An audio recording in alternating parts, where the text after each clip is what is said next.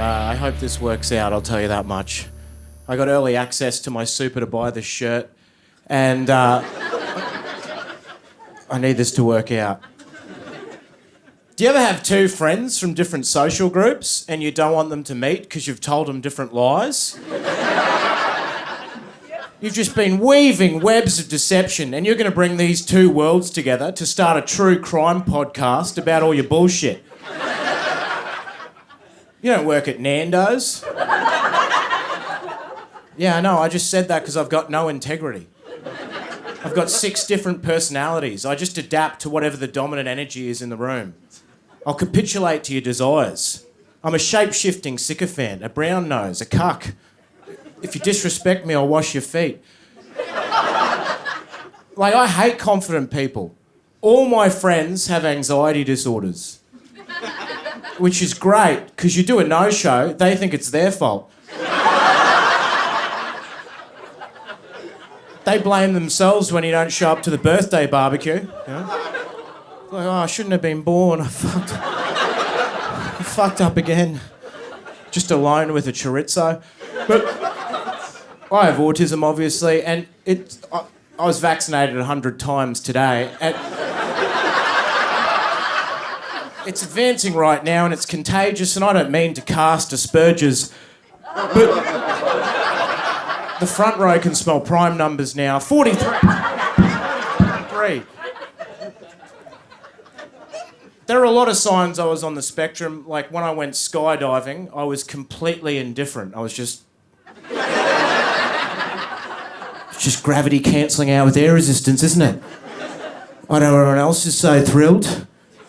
Just experiencing a phenomenon over here. Some people say that vaccines cause autism, but when you think about who makes vaccines, it's scientists. Bunch of socially awkward dudes who don't make eye contact, focus on a very narrow topic for a long period of time. I think autism causes vaccines.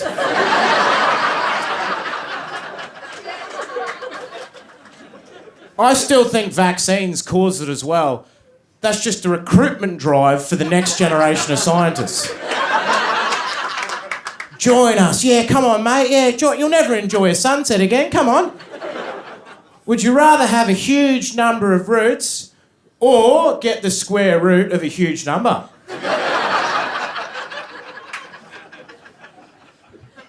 I'm unemployed, obviously, as well. And look, the hardest thing about that is you got to deal with Centrelink, and, you know, you can't even talk to them because, you know, you try and ring them up and they play the Centrelink hold music and they play classical because it's been proven to calm down the part of the brain that processes meth. So people don't go in with a hammer and express themselves. But I've been, you know, they're trying to get me to work, which is wrong.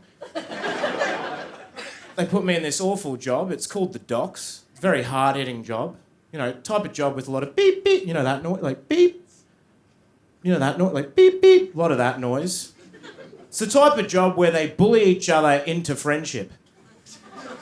And they have a field day with me because they can smell weakness like a beagle can smell fruit at an airport. Oh yeah, he starts all his emails with sorry. They come into the lunchroom, they're like, oh, did your mum drop you off, mate? Yeah, oh, your mum's been dropping you off to work, mate. She's been driving you, your mum's been dropping you around to work, has she? And I can't read social cues because I was vaccinated. So I'm just like, I got the bus. Mum's not here. Which makes him angry because we're playing a tennis game of abuse and I'm just hitting it into the net. He's hitting a volley of, you're a dickhead! And I'm just putting my racket into a wood chipper and watching it get incinerated indifferently, just... So I went back and recalibrated my response to get it to the right level of abuse so that I could bond with my colleagues. So the next time he came in, he's like, oh, your mum's been driving you around again, mate. I've heard she's been dropping you off. She likes to pick you up, drop you. Your mum's been driving you around, mate. And I was like, your mum's in the back of my boot.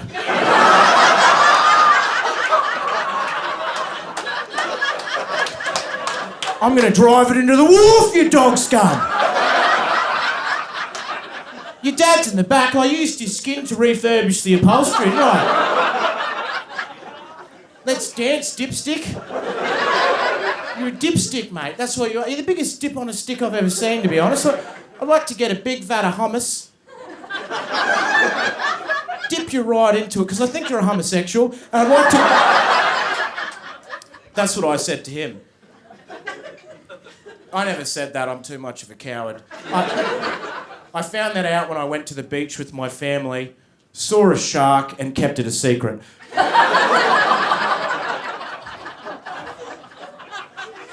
No, I can tell you guys hate me already. Because we resent success in Australia. Like, I got a girlfriend, she's a woman, and we were living La Vida Local, and you can... it's hard to remember when you're not telling the truth. But I've never worked either. That was completely fictitious. And the hardest thing about not working, it's not the doing nothing part, it's just the stigma of being a social parasite. You know, everyone's at work on a Tuesday, you're walking around in hot tuna board shorts and a Who Farted shirt. You start to get insecure. I started wearing high-vis just so people think I've been working. They're like, yeah, he deserves a cappuccino, he's done a hard day's work. That's like, because you feel like a fly, you know, when you're doing... Like, we hate the fly, you know, the insect. We've got no time for the fly, you know, it's just buzzing around, no purpose, just knocking into things. No 5-year plan, it's just, I'm going to fuck some dog shit. You know, we hate the fly, yet we love the bee, because it's got a job. It's part of the manufacturing industry. Fly in, fly out. FIFO. The bee is just a fly in high-vis.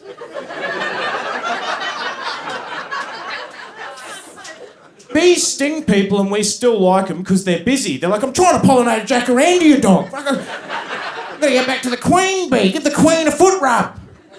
I love the queen.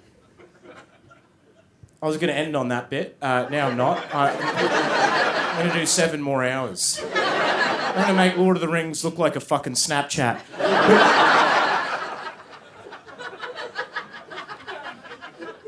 Do you remember dumb nerds from high school? Remember dumb, like they'd look smart but they were dumb? Like they'd have glasses but then they'd be headbutting a payphone? Dumb nerds get bullied and in America, tragically, they react by going on these school shootings. But dumb nerds can't do that here because of gun laws.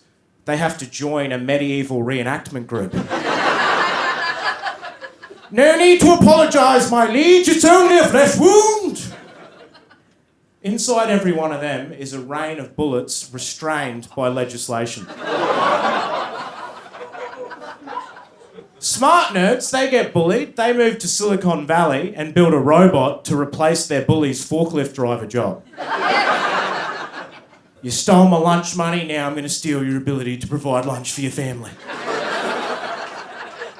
You excluded me from handball, I've ostracised you from the global economy. It's over, Gary, baby. You've got no purpose, no identity. Your dignity's been stripped from your back. You've been exiled to the desert of irrelevance. No one will talk to him anymore. He's got no friends. He has no choice but to turn the gun on himself. It's a long-term school shooting. You invest. It's the superannuation of revenge. But I had a round of applause penciled in for that bit, but whatever, fuck hell. No, I do have to go soon. I have a very active spiritual life. I used to meditate in the car, but because I'm a redhead, people thought I was trying to gas myself. So... Thank you very much. You're a great crowd.